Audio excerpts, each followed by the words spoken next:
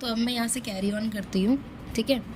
इसमें क्या था, जब हमारे पास ये लास्ट एडजस्टमेंट, हमारी जो लास्ट एडजस्टमेंट हमने करी थी वो क्या थी, कनव ने 40% स्टॉक ले लिया, कितने प्राइस में, at 20% less than the book value, ठीक है।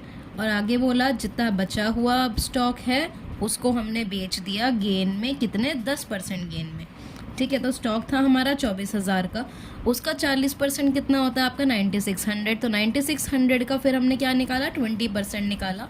20% क्यों निकाला, ये क्वेश्चन में यही बोला था कि 20% उसने लेस में ख़रीदा, 20% लेस में तो मतलब माइनस करा 20%, तो ये जितना भी अमाउंट आया है इसका मतलब कनव ने इतने का स्टॉक खरीदा, कनव ने क्या खरीदा, स्टॉक।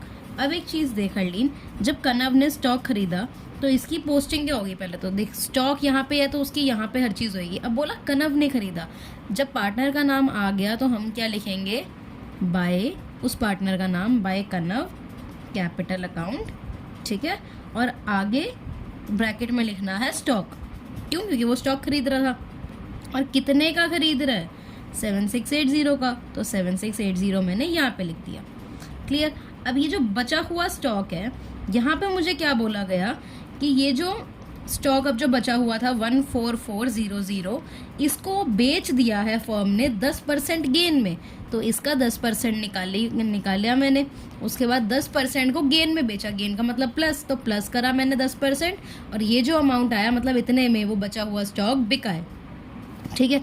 अब जब बेचते हैं स्टॉक को तो वो इसमें तो लिखा है बेचना, बेचना मतलब नॉर्मल आपने किस में भी बेच दिया होगा, कैश में बेच दिया, तो स्टॉक मैंने यहाँ लिखा, ठीक है। और कितने में जो बेचा वाला स्टॉक है वो यहाँ लिखना है, 15840, ये ना 400 नहीं है, 40 ही है, सॉरी, ठीक है। मैं यहाँ पे ये लिख दिया 40, डन। अब इसकी टोटलिंग अगर मैं करूँ सिर्फ इन तीनों की,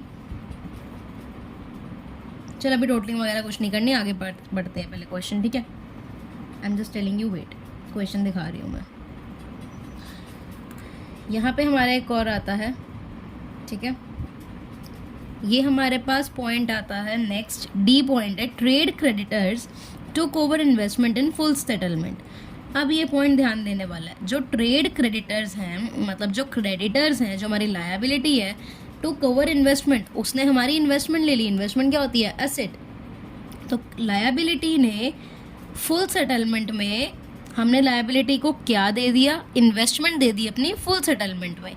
जब फुल सेटलमेंट में दे दी तो इसकी क्या होती है, नो एंट्री, तो इसको हमने डी पॉइंट का कुछ नहीं करना, कोई एंट्री नहीं होगी। आई होप अब क्लियर। अब ई पॉइंट आता है हमारा, Kanav agreed to take over the responsibility of completing dissolution at an agreed remuneration of 12,000। Kanav कहता है कि मैं सारी डिसोल्यूशन की, ये जो आपका खर्चा वगैरह आएगा, या फिर जो खर्चा कह रही हूँ, जो भी आपका काम वगैरह होगा ना, जो कंप्लीट करनी है सारी रिस्पॉन्सिबिलिटीज़, तो ये ड्यूटी मैं लेता हूँ।